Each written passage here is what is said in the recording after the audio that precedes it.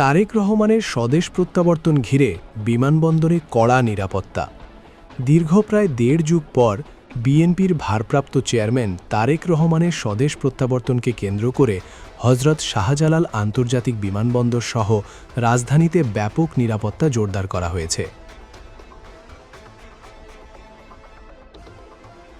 বুধবার ২৪ ডিসেম্বর সন্ধ্যা থেকেই পুরো বিমানবন্দর এলাকা কয়েক স্তরের নিরাপত্তা বেষ্টনীতে ঢেকে দেয়া হয়।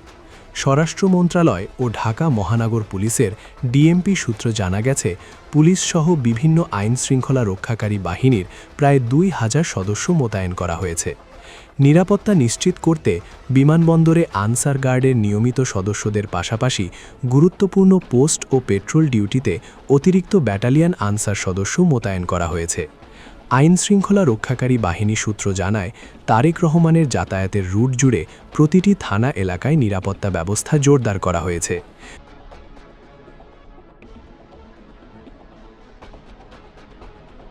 বিশেষ এসকর্ট সহ একাধিক চেকপোস্ট বসানো হয়েছে।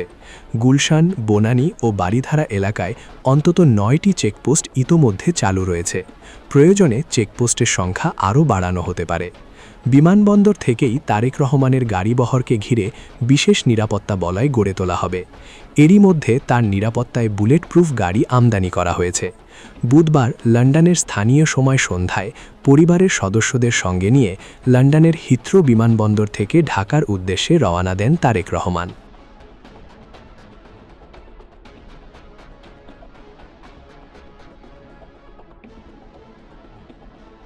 ফ্লাইট শিডিউল অনুযায়ী বিমানটি সকাল ৯টা ৫৫ সিলেটে প্রথম অবতরণ করবে। সেখানে প্রায় ১ ঘন্টার গ্রাউন্ড টার্নারাউন্ড শেষে সকাল ১০টা ৫৫ ঢাকার উদ্দেশ্যে যাত্রা শুরু করবে।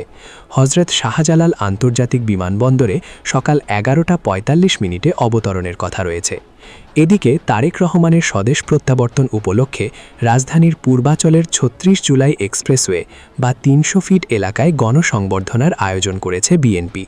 কুড়িল মোড় সংলগ্ন সড়কের উত্তর পাশে দক্ষিণমুখী করে বাঁশ ও কাঠ দিয়ে নির্মাণ করা হয়েছে ৪৮ ফিট বাই ৩৬ ফিটের একটি বিশাল মঞ্চ।